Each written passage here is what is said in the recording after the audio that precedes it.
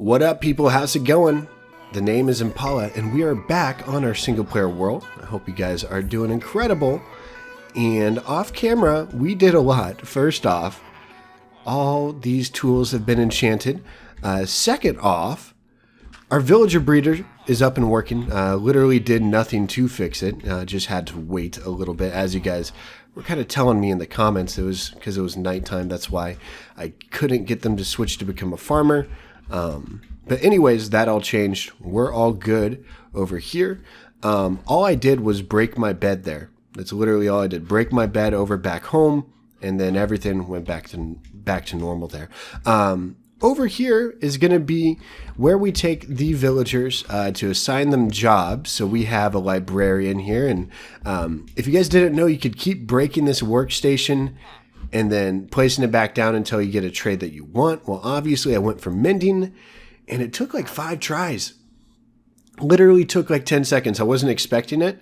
I kind of wanted to do this on camera, and but 16 emeralds is just too good to pass up, so I left it there. So the goal is to get some mending books to put on our tools, which should be fun, because we definitely need mending for our pickaxe here. Our pickaxe is almost gone.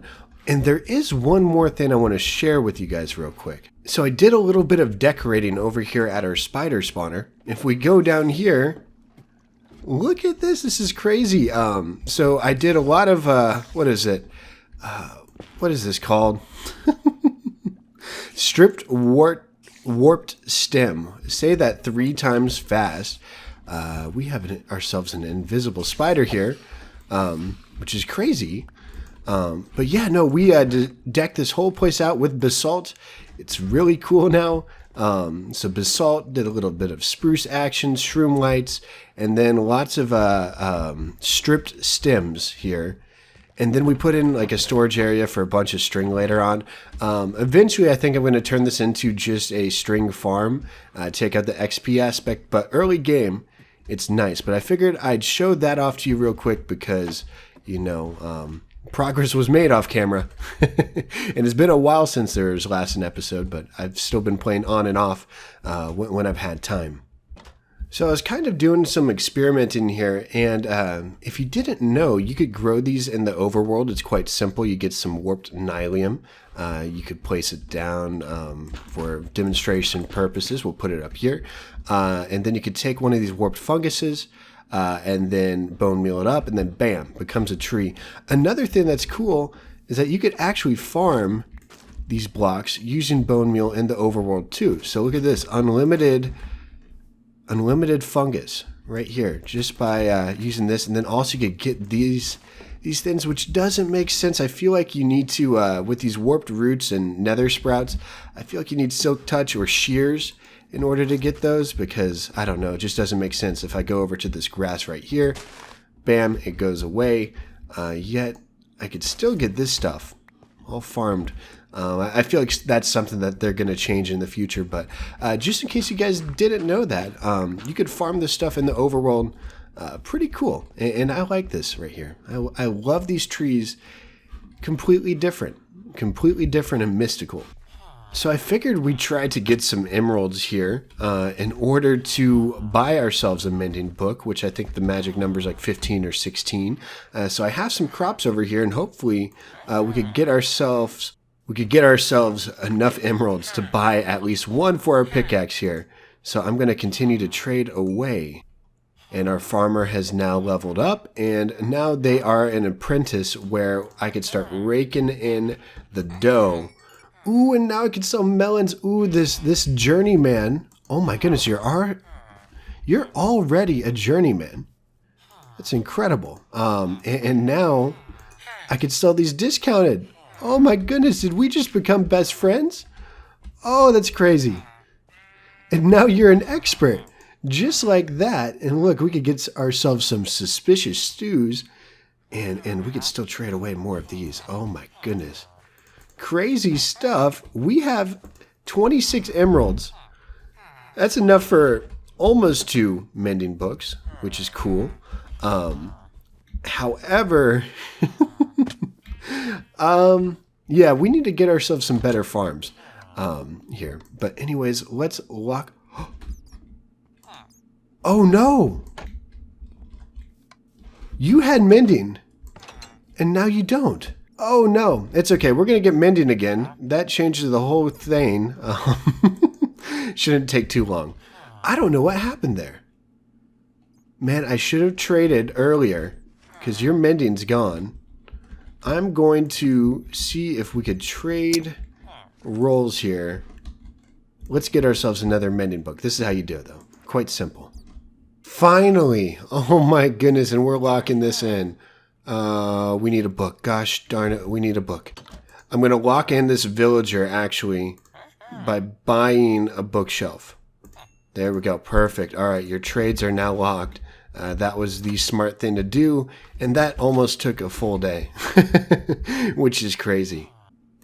And I just realized I could have gotten a book just by doing this.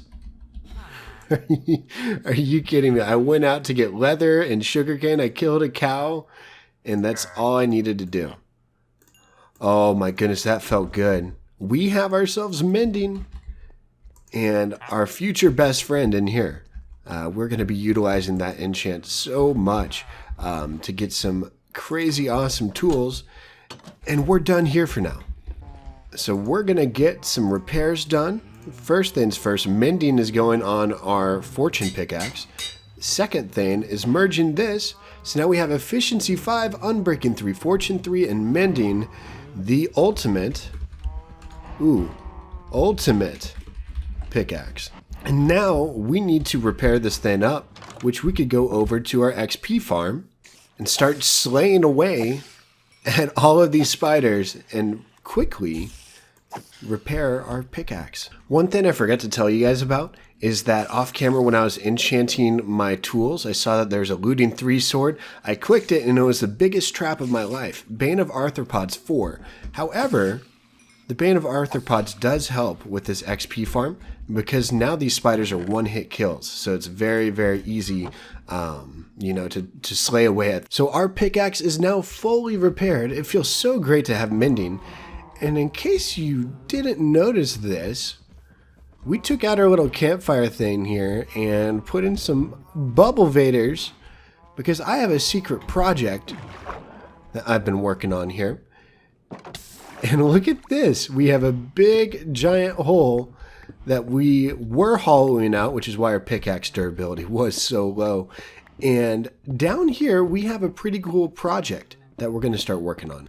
So down here, we're going to be placing a bunch of automatic farms, and the plan is to have them fully automatic to where all we need to do is come down here every once in a while and collect items from the chests. Basically, I want to put down a bunch of farmables such as melons, pumpkins, and then also carrots, potatoes, and wheat, potentially. I think wheat would be a good third one. Beetroots, probably not. Now, I don't expect to get all of these farms done in today's episode, but I at least want to get started on the melon and pumpkin farm. Basically, hollowing out this room right here, I plan on putting an automatic melon and pumpkin farm right in the middle here. And what we're going to need is lots of pistons and lots of observer blocks, and then also some rails as well. So in order to get these observer blocks, we need to mine out lots of quartz, and so I'm here in the nether right now. And this efficiency 5 pick is crazy. Oh my goodness. That's so quick. I'm not sure how much quartz I actually need. I'm just kind of eyeballing it. Probably a couple stacks is going to be sufficient enough for us, I think. Now, this is my first time quartz hunting in this world, and I'm starting to realize that it's a lot tougher to get now in this nether update. A lot more valuable, per se. Because all this terrain makes it tough, and it's a lot more disguised, I've noticed. Here, I've been here for probably like 10 minutes, and I'm still not even at 2 stacks, which is crazy. Oh, this one's going to feel good. Oh, 64 observers. That's incredible. I also have some pistons here. Where did they go? Oh, they're up one right here. I think I'm going to get... make that a full stack real quick, but we're looking pretty set in terms of the materials we need. Alright guys, so now we have all of our materials hopefully all of the materials that we need to make this farm. It's quite simple. I've identified the middle of the melon farm right here, melon and pumpkin, I should say. And what I'm going to do now is place down a minecart rail all the way around here, just so I could have a collection system. We're going to be using a hopper minecart to collect all the drops here. It's going to be nice and fancy. So if I did this correctly, this should be rolling automatically. Let's see how this looks real quick. So it's going pretty quickly all the way around. It's just this final stretch right here I'm worried about. Let's take a look. Big boost and perfect already. So this one's going to be running continuously, and I don't want to hear this anymore, so I'm going to break that real quick and turn that back into a hopper minecart. But we're all set. That's where our collection is going to be happening. Now we just need to make the farm, basically. So how we need to plan this out is to make like a cross right here. Then after that, we're going to be doing a checkerboard pattern all the way through here. All right, now that we're all done with that, what I'm going to do is kind of like split it up 50-50, half melons, half pumpkins. So the melon side is going to be on this corner, and then the pumpkin side is going to be on that corner. Now is time for the funnest part of this all, and that is putting in the pistons. So we need to put in some temporary blocks up here, and we're going to have to crouch underneath and place these pistons just to show you how tough this is. You have to crouch way down here for it to face down. So every single crop that's going to be growing, so whether it's the melon or pumpkin, it's going to have a piston above it. And then what's going to happen here is we need to place observers like so, where you get up top and then boom. So then that's how it's going to work. And then you put on redstone dust on top of each one of these that will power the piston. So for instance, if I need to get some bone meal, but basically this gets powered, piston shoots down, whammo, and we're going to be doing that all over here, and then it's done. Like it is completely finished. We just need to put in the minecart. So very easy farm, as long as you have the materials for it. You know, quite a bit of iron, cobble. So it's definitely not a beginning of the game type farm, but you know, it's easy to make. I mean, we're episode 4, and we're able to get this done. So I'm sure, yeah, you guys could use this in your Minecraft worlds too. And this isn't rocket science either. I mean, you've probably seen this a million times before, but just in the off chance that you haven't seen it, this is how you make one of these. And I am placing the final touches on this, just the redstone dots, and we're all done. This literally took 10-15 minutes. And now we just need it to grow a bit. So I'm going to show you how simple this really is. So I grabbed some bone meal, and we're actually going to, let's step up here real quick. We're going to show you how this works. So each time there's a block update here, I cannot reach this to save my life. There's the hitbox. Look at that. So each time there's a block update, bam, pistons. Each time. And so whenever that grows a melon or pumpkin, whatever it is, boosh, gets shot out there. The piston destroys it. See, look at that right there. Look, it's in action, fully working. And then once this chest comes through, picks it up, scoop, and then I put in hoppers so that it's a lot quicker. You really don't need to put that hopper chain in. I do it just for efficiency, and then it gathers all the stuff, takes it back in, nice and easy. Now we just need to decorate this a little bit. Now, before making this here, we had a ton of cobblestone. We were like up to the brim in cobblestone before we made all those pistons, observers, all that stuff. And so I started smelting up a ton of stone, and I think we're going to use this somehow in our build. So a little progress update right here. I have the framework for what we're going to be putting this in. I used some of the nether wart blocks here. Also put in some smooth stone. Really love this block here. And then also the chiseled stone bricks. That's great. And then alongside stone bricks. And I think it's looking pretty snazzy. A little cramped in here, not going to lie. It's pretty crammed. But this is going to be getting the job done. I think I'm going to have to stick with the narrow theme, or maybe things can open up down here.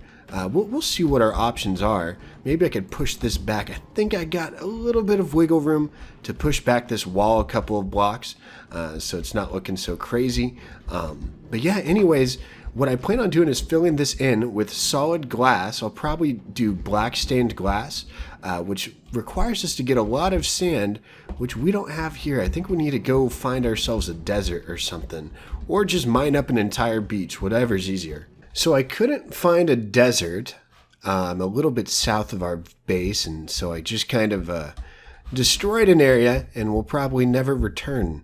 So it was nice knowing you, land. Peace out. Alrighty, now that I got that out of the way, this is what the build's looking like. It's pretty cool, pretty snazzy. I lit it up. Still plenty of work to do down here. Like for instance, this is all going to expand. This is just the beginnings of it. We're going to be adding in more farms as time goes on down here. This is our emerald factory, and I can't wait to add on to it. But for now, this is the foundations of it right here. And this is going to be a work in progress. We're going to continue to expand and automate more farms to make us some emeralds. Wow, it looks like these villagers are growing up here. How many do we have? We are at 5, 6, 7 villagers, which is nice. And what I want to do is take one of the villagers that do not have a job. We need to keep our farmers in here at all times. So I need to find one. How about you? Okay, cool. And then I'm going to try to find a corner, somewhere where the other villagers won't escape out of fun camp. It's not escaping if they're having fun. Oh, goodness, this again. Oh, boy. Anyways, it's a whole lot of mess here. I know that this isn't the most efficient way of getting villager breeding done, but it's the fun way. The fun way. All right, so now I finally managed to get this guy out. And we're going to do this real quick. And then hopefully this will catch you. Oh, come on. That makes no sense. You should be... There we go. Perfect. And this is the method to the madness here in terms of getting our villagers into this new area.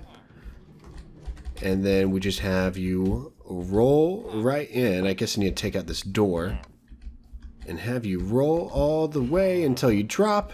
Perfect. There we go. And now we have a second villager.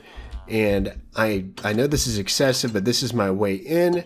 And then this is what I usually have whenever I'm trying to transport villagers inside. So now I'm trying to see if we could get another cool book trade here. I brought over a lectern, and let's see what we could come up with.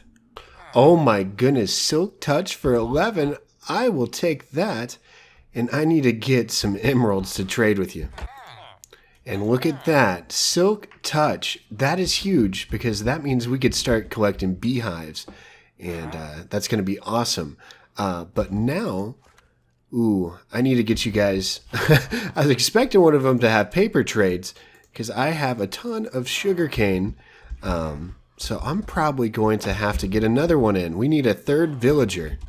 Well, it looks like it's that time of day where I can't change their profession. Yeah, it's getting pretty late.